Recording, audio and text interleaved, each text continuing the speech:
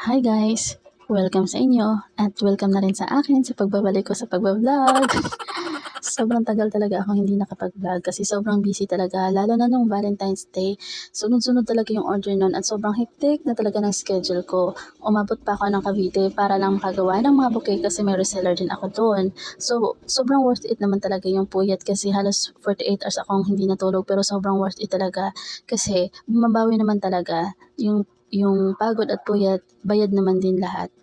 After ng Valentine's Day, marami pa ding order pero hindi ko na din na-vlog kasi nga parang tinatamad kasi ako mag-edit. Alam mo yung punong-puno yung cellphone nung mga videos pero tamad kang mag-edit. Parang pagka harap ko na yung editing app, parang tinatamad na talaga ako magpindot-pindot. So parang wala na talaga sa isip ko na mag-vlog pa.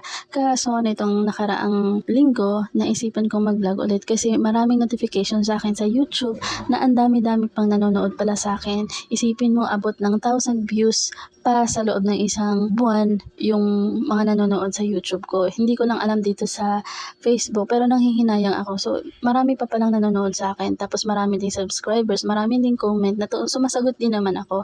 Kaya naisipan ko na itutuloy-tuloy ko na lang yung pag-vlog. Sabi nga nila, the quitter never wins and the winner never quits. So paano tayo nanalo kung aalis at susuko tayo, di ba? Okay lang huminto at magpahinga muna pero wag lang sumuko. At dahil dyan, isi-share ko na sa inyo ang isa sa natanggap ko this month na money bouquet. So, ang nag-order nito ay isang mama na mag-18th birthday ang kanyang anak. So, akala ko hindi siya matuloy kasi matagal-tagal na nung nag-message siya sa akin na kung magkano at magpapagawa daw siya. So, sinagot ko naman, nag-kausap naman kami ng maayos pati sa designs, pero hindi na siya nagparamdam. Hanggang sa isang araw, nag-chat na siya na mag-meet up na daw kami. Buti nasa school ako noon kasi sinusundo ko yung anak ko. So, sabi ko, andito na lang, mag-antay na lang ako. Mas okay na din yun kasi nandun ako sa palengke.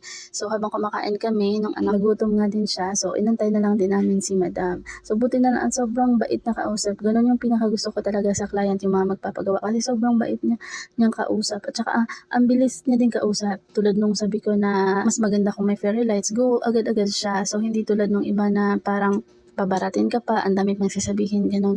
So, si madam napaka-ayos kausap at ang bilis lang din ng transaction namin.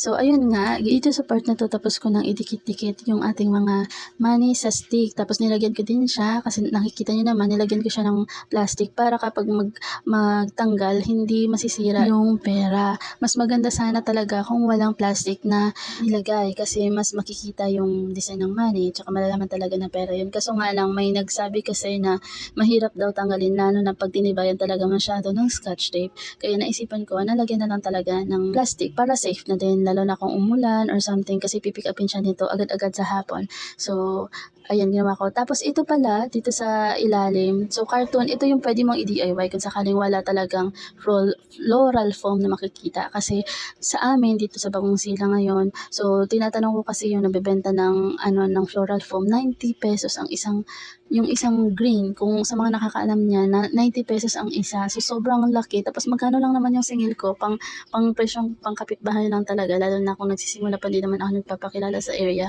So, konti lang din yung singil ko. Tapos, kung bibili ka ng 90, sobrang mahal. Ang laki na mababawas sa dapat sa'yo na yon.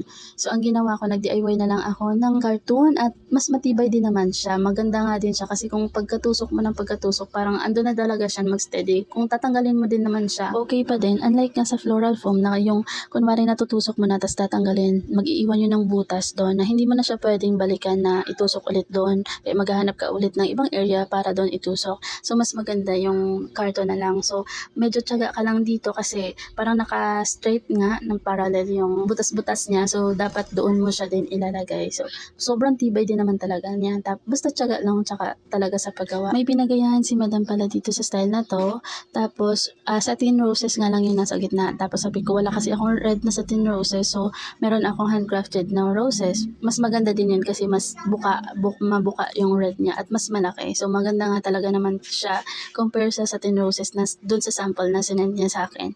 Tapos, ayan nga, tinusok-tusok ko na siya ng paikot-ikot. Ginaya ko lang talaga din yung design ng sample. Tapos, nagdagdag na lang ako ng ibang flowers pa. Yung paglagay ko naman po sa mga ibang flowers, since may iksi yung mga flowers ko, kasi tira pa to nung Valentine's Day, mga dried flowers to. So, doon ko na siya in-scotch tape at dinikit doon sa mga stick na doon din nakadikit yung yung mga money. So, matibay naman din to siya masyado. So, hindi ka mag-worry na matatanggal kahit anong galaw nung debutant. Ito naguguluhan ako kung paano i-wrap kasi yung ginawang sample ni Madam, hindi ko talaga gusto yung may mga pagkikita ko sa inyo, ganyan yung style. Hindi ko talaga siya gusto. Kaya hindi ko din talaga trinay na pag-aralan yung ganong style kasi hindi ko siya gusto pagka-wrap. Buti na lang talaga, wala namang sinabi si ma'am kung gayahin na gayahin ba talaga yung pagkaka-wrap niya. Basta sinabi lang niya na basta maganda lang siyang tingnan. Tapos yung color nga sabi ko kasi ang nagiging partner dito sa light pink sana ay dark pink. Kaso wala akong dark pink. So sabi ko, ma'am kung pwede po ba maroon na lang. So buti na lang at okay, yun nga sinabi ko sa inyo na napakabilis niyang kausap at saka hindi siya yung maarte na client. So, yun, nagiging maroon at saka ang request na lang talaga niya ay red na ribbon. So, ayan nga, red na ribbon. Lagyan lang po ako ng touch of cream para ma-highlight ang ating red na ribbon. Tapos, ayun nga, nag-add tayo ng fairy lights para lalong gumanda ang ating bouquet. And luckily, nag-exceed naman tayo sa expectations ni ma'am, yung nagpagawa. So, yun naman talaga ang pinakagusto ng mga crafters na magugustuhan ng ating mga client, yung mga gawa natin. After po ng event, nagbigay po ng feedback si ma'am at napakaganda nga daw po ng bouquet na ating binigay. At hindi ko din ina-expect na turno pala sa dress ng nagbe-birthday yung ating bouquet. So, sobrang ganda. So, bye for now. Kita-kits sa susunod!